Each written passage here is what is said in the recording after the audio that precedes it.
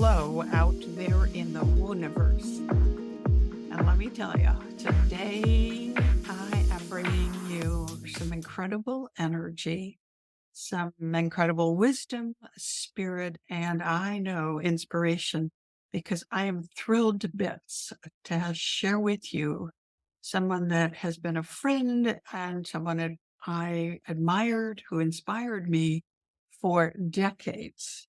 And she still does. I don't think that's going to ever stop, actually, because today with me is Jean Price, and she is the Queen Diva of the Diva Coach and so much more. Welcome to Lift As You Climb, Jean.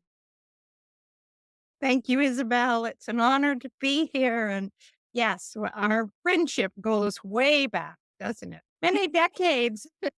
And to explain to the listeners, I first met Jean when she was a designer, manufacturer, a retailer, really a fashion icon and a fashion influence in the Toronto area, the Greater Toronto area in Ontario, when I was trying to figure out my style, my identity as I was growing as an entrepreneur at the same time and building my global chemical company.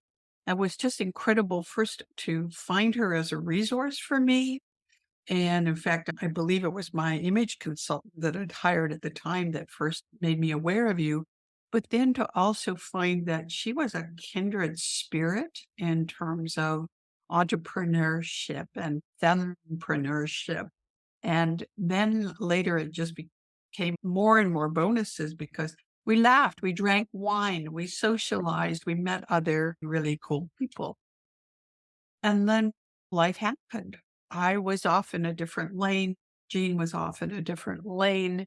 And if you go on her website and follow or listen to other podcasts that she's been on, you'll know that she had some major life events that changed her destiny as well. We reconnected during COVID when I decided, well, we're all shut in and struggling as female entrepreneurs with how to pivot, how to change and respond to different conditions. I hosted a serial entrepreneur summit, and Jean did me the honor of participating on one of the panels. I'll put a link to that interview in the show notes today, because it was overflowing with fun and wisdom and encouragement that is appropriate and applicable to the conditions today and always. It wasn't just about COVID. It was about the unique opportunities and challenges for women business owners. I think I was so excited to be interviewed because it's been so long since I'd had any interactions. You think, oh my God, what is happening? I was a person out networking, and all of a sudden my world was just this small instead of being this big. And I will admit, it was hard for the first year, deep depression. And I had to work a lot to bring myself out of it. And being reconnected with you was like a breath of fresh air. So thank you. Right back at you, girl. Right back at you. Today, so a few years have gone by, and I've gone through yet another transformation and reinvention. For those of you who have been following along on my adventurous life, that I moved from the United States back to Canada. I'm divorced. I've changed my name again, and I am now really honing in on what I really am passionate about, and that's working with other entrepreneurs, female entrepreneurs most specifically, that are starting to lose the love with their business and their life because they lost connection with the reasons why they started in business on their own in the first place. However, today we are really going to talk about badassery.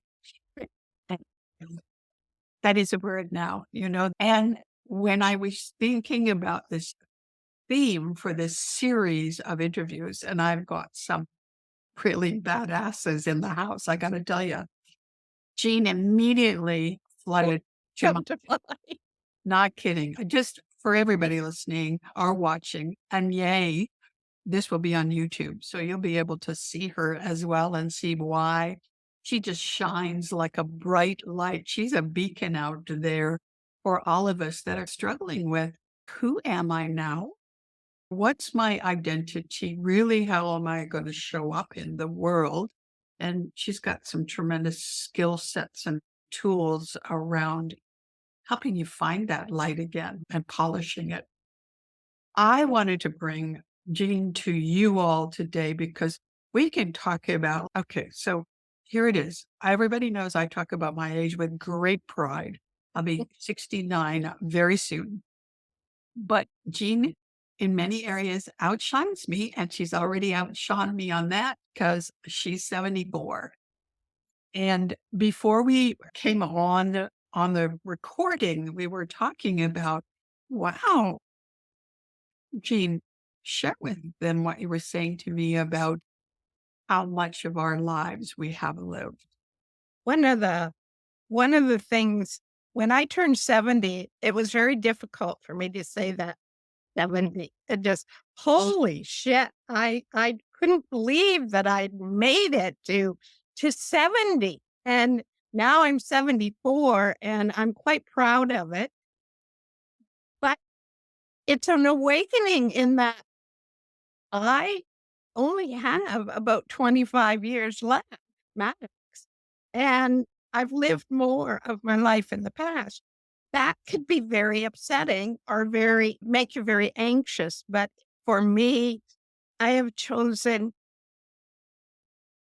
to take it one day at a time so that every day is special. Nobody knows how many years we're going to get.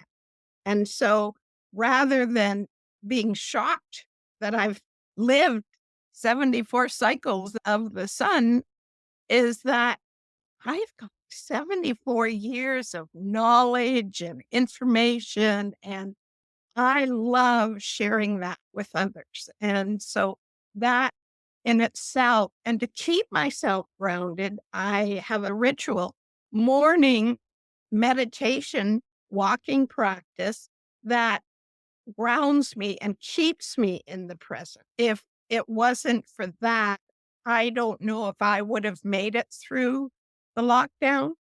It was the worst of times and it was the best of times because it stopped me from being out there busy all the time. I got more introspective and I got to know Jean more. And it also spurred on different multiple streams of income because I couldn't go to see people with my Diva coach business. And that's how I would do it one-on-one. So I had to learn how to use Zoom. I had to learn how to train or teach people online. And that was so against my nature because I'm a Yes. personal, one-on-one. But we have to learn to adjust because it wasn't going away. I'm very much like you, and that's why we connect so deeply, even though sometimes our lives take us away from each other. But when we come back, it's so easy to just fit right back into that connection with you. And we share that aspect of that. We talk about everything's on the internet now, and it's all virtual and technology, the URL world, but you and I are the IRL people in real life people, right? I, like you, derive energy from being with people in person. Now, there comes a point some days, for me at least, I'll speak for myself, that, okay, I'm depleting my energy and I have to withdraw from other people and recharge my batteries. But yeah, you're right. The pandemic, the best of times, the worst of times, we learned a lot about ourselves. I would never have thought of the idea of having a podcast, a YouTube channel. That wasn't in my mind before that time. And it was a time for me that I, as you said, got to really have to spend some time with me, myself, and I, and go, you know what? To the outside world, it looks like the perfect life. I'm not happy.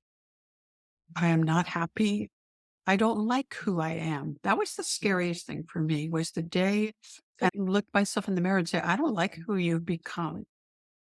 And I decided, damn the torpedoes. I have to do something radically different or else. I also love the fact we share the walking meditation. Tell us a little bit about how that developed for you and what makes it special. In, I believe it was 2012, a friend insisted I go and hear Dr. Joe Dispenza speak. And I was just enthralled with him and I was hooked. So since 2012, I've attended 10 or 11 of his seminars and learned from him. And it's his meditations that I listen to. And his knowledge has helped me become more of the person I am today and being present and spreading the love. And it's more wants us to have a heart brain connection, but make your decisions from your heart. It's got WLD. What would love do? So if you've Oh, got a dilemma, think of this. Okay. So what would love do? Because sometimes we get into the ego head part and want to lash out at people or want to not be in such a great energy space.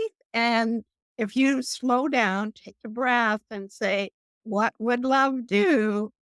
It's amazing how it changes your perspective. And it just, and I've worked with him, I've volunteered. So I've been in the States, I've been in Toronto. In Toronto, before COVID, he had these, what did he call them? Challenges. I scaled down 49 floors of Hyatt Regency outside. That ass. And never in my wildest dreams would I ever have just decided that's what I would do. But because of his encouragement, and it wasn't something that he made people, it was our decision. But that's the biggest, I think, accomplishment for me to realize.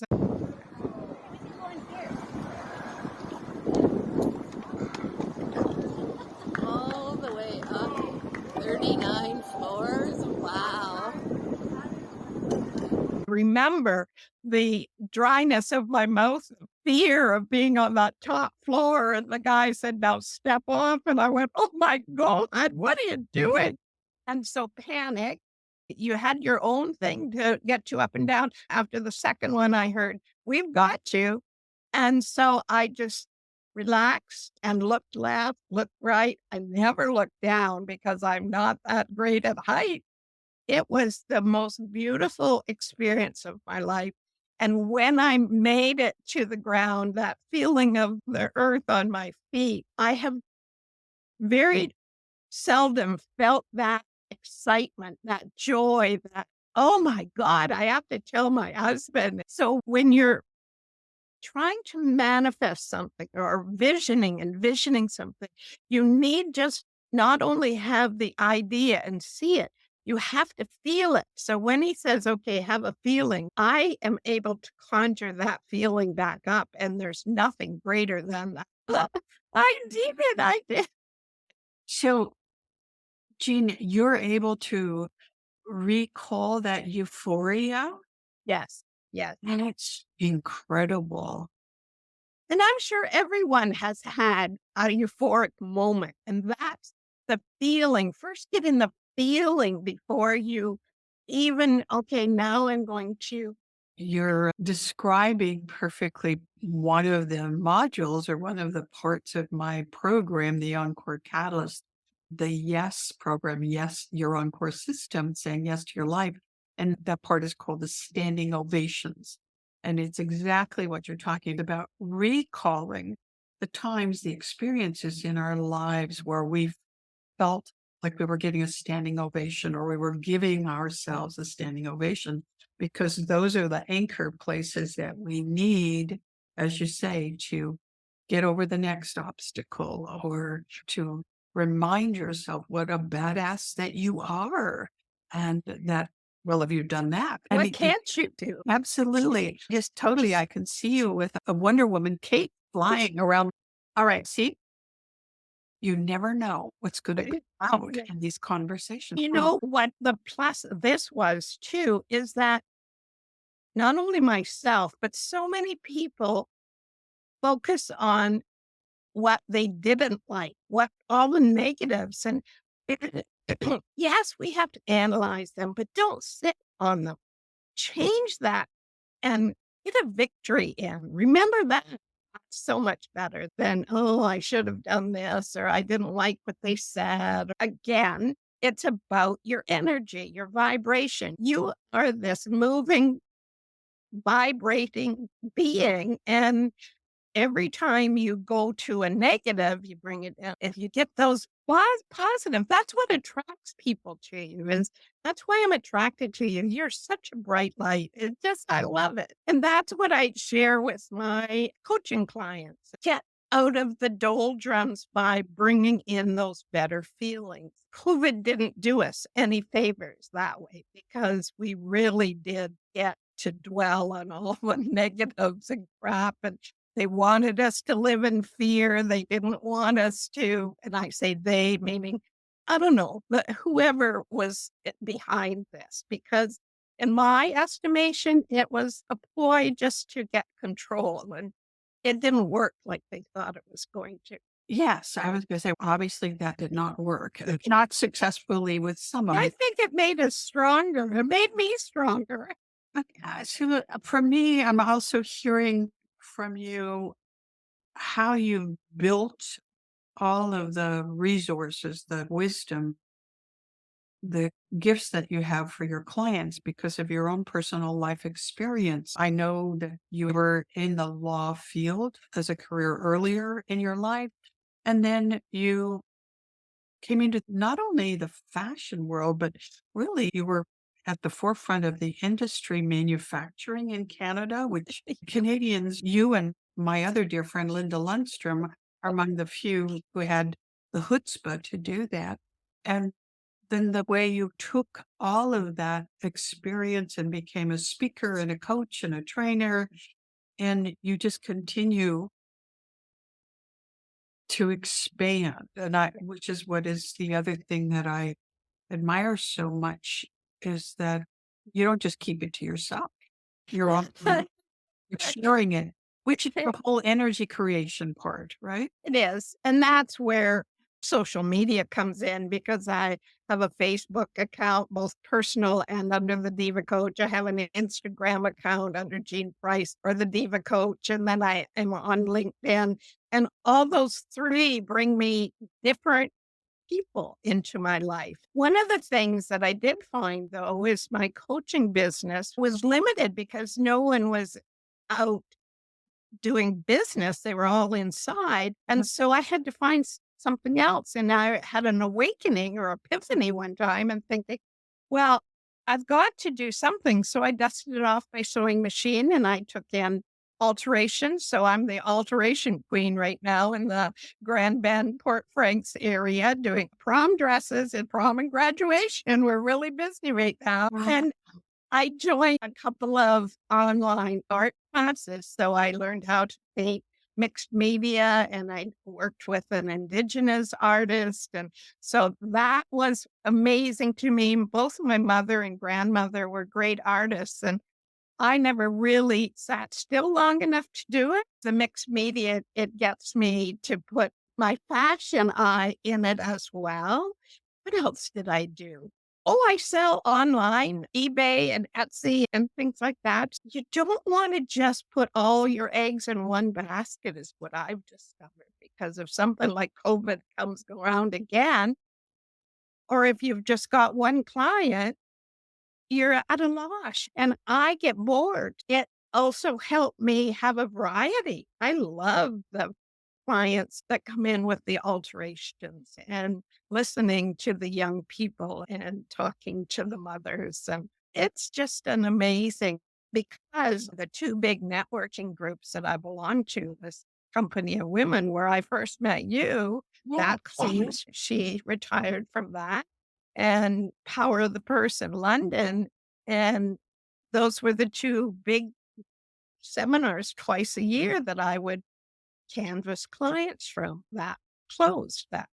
It's no more. So I had to find something else. So it that's where I encourage others is that I've got 74 years of knowledge. I don't want to go to the grave with all this information. I call myself a crone, and some people take offense at that name, and I did at first too. But a crone is a knowledgeable older woman. That's what I am.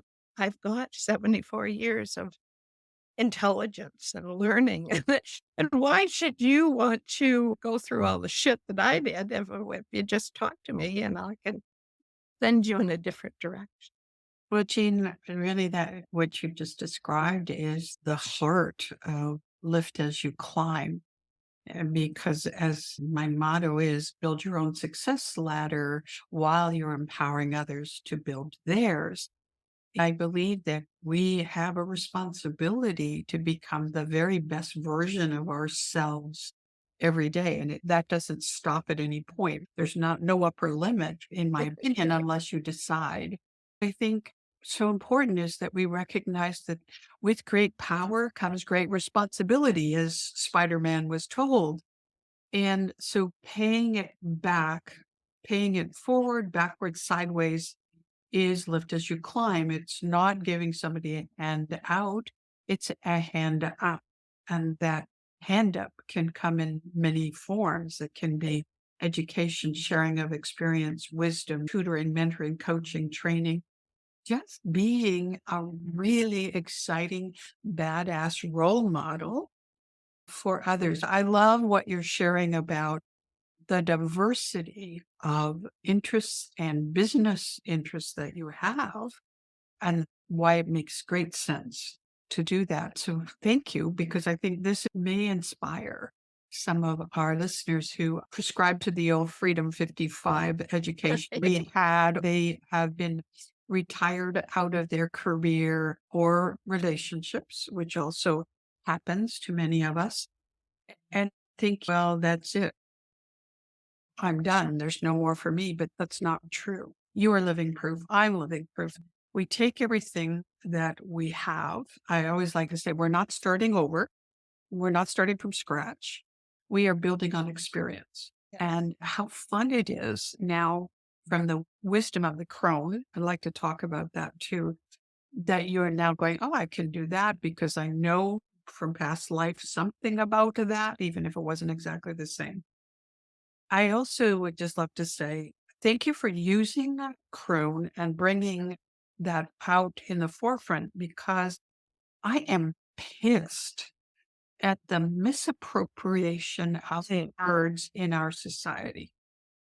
Words like crone and hag were used to keep us down and keep us diminished as maturing women, even elders. Only in the last few decades has this been the case where mature people were thought less of. It's always been the other way around. We were esteemed and elevated and the sort of go-to, right? And a crone is a go-to, a wise woman, right? In fact, I did, and this was a COVID project, and I'll share this link in the episode notes. I did a YouTube with my mastermind partners called Call Me a Hag. It's based on a poem from a lovely little young woman, brilliant. I'll share that because it's very powerful to remind us that we've been accumulating all this wisdom in our lifetime.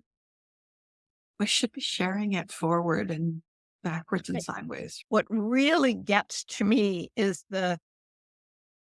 how some of the women have taken to heart that they're used up at 65. They need to hide. I think the great value of what we crones can do, and that is to say, fuck the societal norms and the programming and the we fix you industries that make us feel less than we truly are.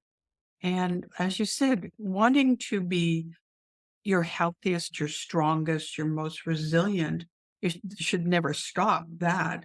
but loving who you are in the present moment, in the present state. What else you gonna do? It is what it is, right? I got big boobs, you got big boobs, I got big ears, my father's nose. So what good does that do if I'm only ever looking for what I don't like? It's like when you're a child and you're picked on, criticized. How did that feel? There was no love. There was no approval, no acceptance. Why are you doing that to yourself now as an adult? I tell my clients, imagine your inner child. Have a picture. I have on my desk, picture of me when I was one. And Yeah. that's the person, that's the child that you're doing this to and saying things to. You would never do that to that little person. No, no. I There's a ton of things I want to talk to you about. So I'm certain, if you're willing, that we need to have multiple episodes. Yes, I'm good. Because, because putting the two of us together, we're more than 150 years of real living. And I know there's so much that we can share with others.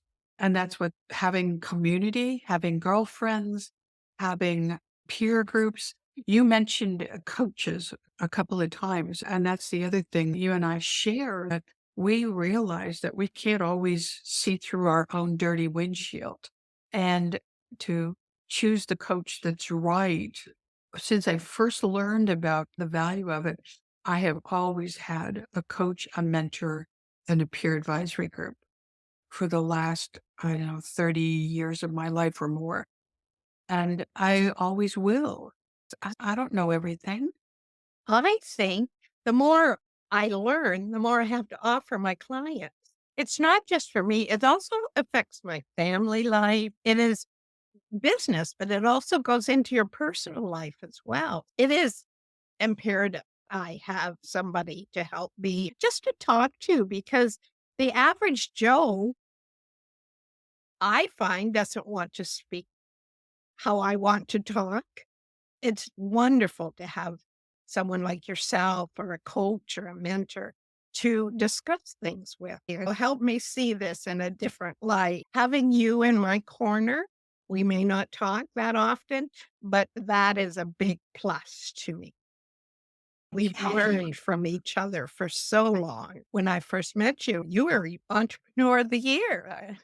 It was amazing. I was in awe. You encouraged me to keep building my business because being an entrepreneur can be hard. And people, when they come up to you and say, oh, you own your own business, you're so lucky you can do what you want.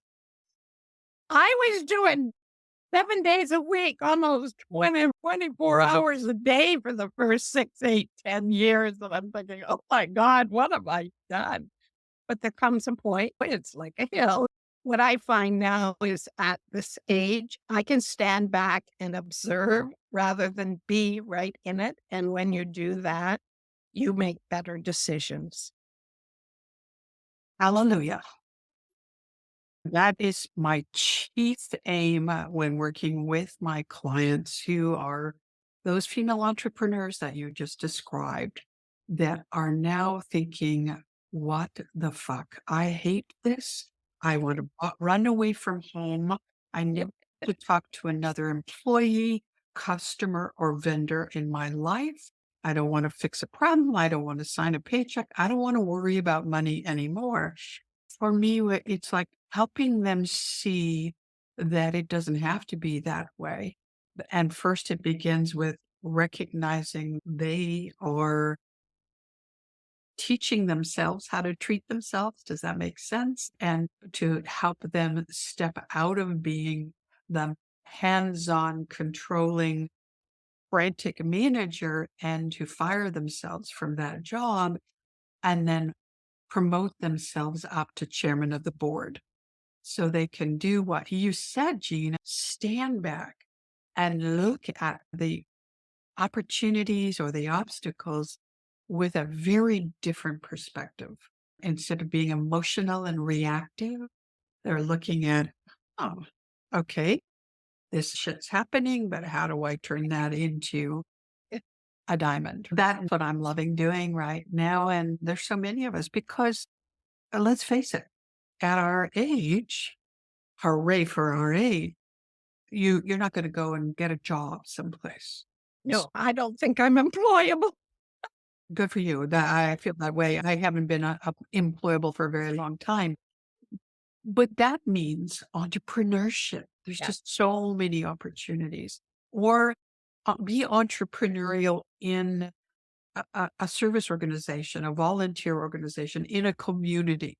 So whether you want to start a business, or whether you want to start a charity or a foundation, or you want to work in the Lions Club or a Rotary, whatever it is, it's about really embracing your CEO-ness as opposed to your slave, drudge, and bitchiness. And don't you think, Isabel, that being an entrepreneur doesn't mean you have to go it alone? No, So many women think this is my business and nobody can help me. Once I learned to delegate, it just was, oh, I don't need to do that. Oh, I don't need to do that. And even having somebody come in and clean your house, so freeing, and having a bookkeeper. Yes, I understand the financial constraints when you first start, but keep that idea as you grow. You're worth more than doing these smaller jobs. So find somebody to help you you, grow with you. you are singing to the choir. Yes, when we start our business, we can do just about anything, but we cannot continue to do everything or else we limit our growth. And worse, We when burn ourselves out. exactly, exactly. There is no joy in Mudville Yeah. because you're just a miserable, cranky person. And this is where I come in for a lot of clients now. They're at that stage. There's no joy. They hate their life. They hate their business. They hate their partner. They're resentful. They're seeing all this stuff going on around them that they feel like they're missing out on. But we can change that. We learned how to delegate, empower, build a succession team. Yay. Two of my words for 2023 are peace and joy. If it doesn't bring me either of those, I don't do it. You don't have to. You are right. Gina, definitely. We should plan very soon to come back and continue on this. And for anyone who's listening or watching, please, here you have two crones at your disposal who would like to answer questions, offer some help and assistance, support you to find the joy, to find the peace, to find the growth and the euphoria. We need to be dishing out more euphoria in the world, right? So, in conclusion, be sure everyone, you will be able to find Jean and connect with her and the Diva coach. Contact information will be in the notes or below this video. I'm honored that you have shared so much with us today, but Jean has offered to share even more generously by offering to give a free 30-minute chat with the crone session to the first 3 people that reach out to her on Facebook Messenger. Again, I'll put her information here in the notes. Book a date with her if it's a right fit, and she'll spend the time and she'll be scaling buildings and you'll be dancing and doing all kinds of things in no time at all. Anything you'd like to add in conclusion, Jean? In conclusion, I want to share my life motto, and it's life should not be a journey to the grave with the intention of arriving safely in a pretty and well-preserved body, but rather to skid in broadside in a cloud of smoke, thoroughly used up, totally worn out, and loudly proclaiming, wow, what a run. There's nothing that I could add to that, but hell yes. Everyone, make sure, reach out to Jean and Isabel, the crones. We're here for you. We gotcha.